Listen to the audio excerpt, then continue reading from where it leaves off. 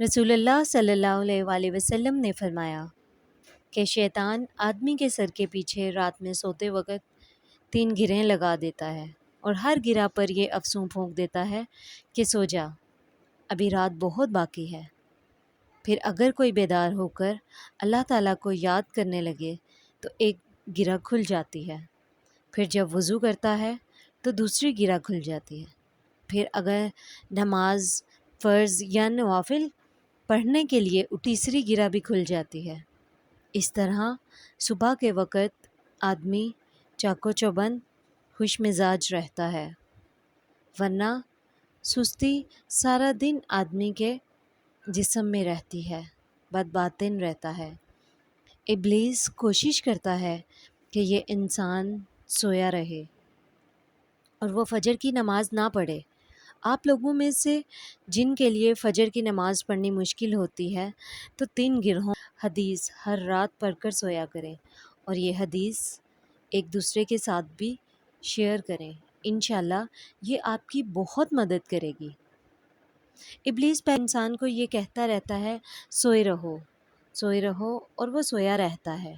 پھر جب دھوپ نکل آتی ہے تو آ کر احساس گناہ میں ڈال دیتا ہے۔ وہ انسان کو احساس دلاتا ہے، کیا تم نہیں جانتے کہ نماز کا کیا درجہ ہے؟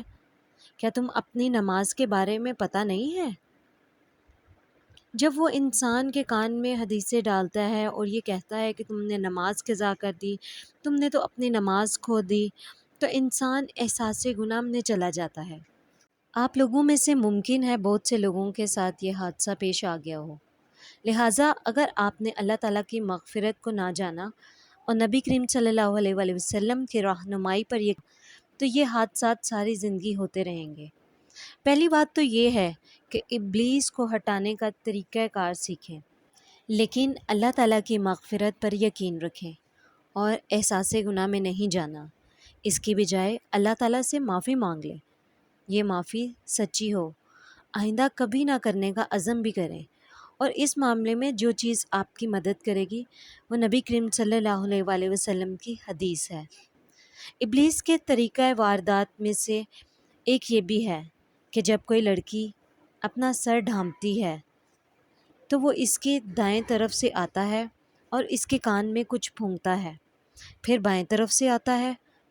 پھر کچھ پھونکتا ہے، اسے کہتا ہے دیکھو تمہارا چہرہ اچھا نہیں لگ رہا ہے، لوگ تمہاری طرف دیکھیں گے تو وہ تمہارے حسن کو پہچان نہیں پائیں گے، تم ایک عام سی لڑکی بن جاؤ گی کیا، اور لوگ تمہیں نظر انداز کرنے لگیں گے۔ وہ آہستہ آہستہ ہر روز یہ کام کرتا ہے، اور جب وہ مسلسل اپنا کام جاری رکھتا ہے تو لڑکی اپنا اسکارف تھوڑا سا ڈھیلا کر دیتی ہے،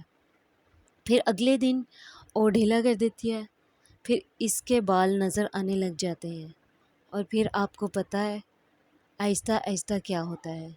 جس وقت کوئی عورت شیطان کے بہکاوے میں آ کر یہ کام کر لیتی ہے تو پھر ابلیس چین سے نہیں بیٹھتا، وہ اس سے آ کر کہتا ہے دیکھو تم نے تو حجاب جیسا عمل چھوڑ دیا، تم سے کبھی کوئی اچھا کام ہوتا ہی نہیں،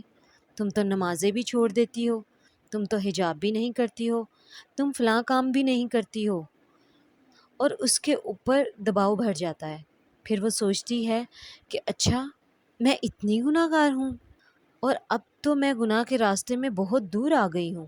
ایسے صحرا میں جہاں انسان کو کسی سائے کا یقین نہ ہو،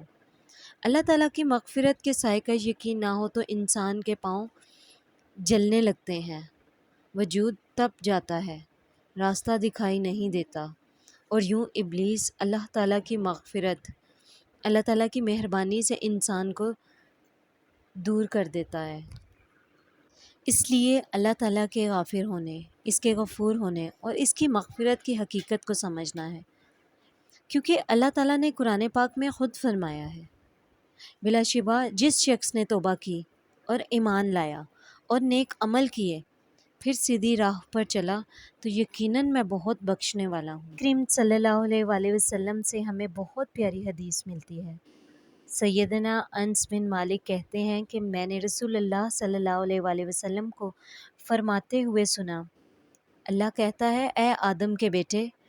جب تک تو مجھ سے دعائیں کرتا رہے گا اور مجھ سے اپنی امیدیں اور توقعات وابستہ رکھے گا، میں تجھے بخشتا رہوں گا، چاہے تیرے گناہ کسی بھی درجے پر پہنچے ہوئے ہوں۔ مجھے کسی بات کی پرواہ و ڈر نہیں ہے۔ اے آدم کے بیٹے، اگر تیرے گناہ آسمان کو چھونے لگے،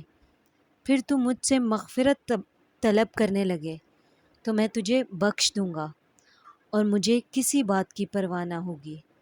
اے آدم کے بیٹے، اگر تو زمین کے برابر بھی گناہ کر بیٹھے اور پھر مجھ سے مغفرت طلب کرنے کے لیے ملے، لیکن میرے ساتھ کسی طرح کا شرک نہ کیا ہو، تو میں تیرے پاس اس کے برابر مغفرت لے کر آؤں گا اور تجھے بخش دوں گا۔ یعنی آسمان کے کناروں تک کے گناہ معاف ہو سکتے، اور اگر زمین بھر بھی کسی کے گناہ ہو جائیں تب بھی اللہ تعالیٰ اسے بخش سکتے ہیں۔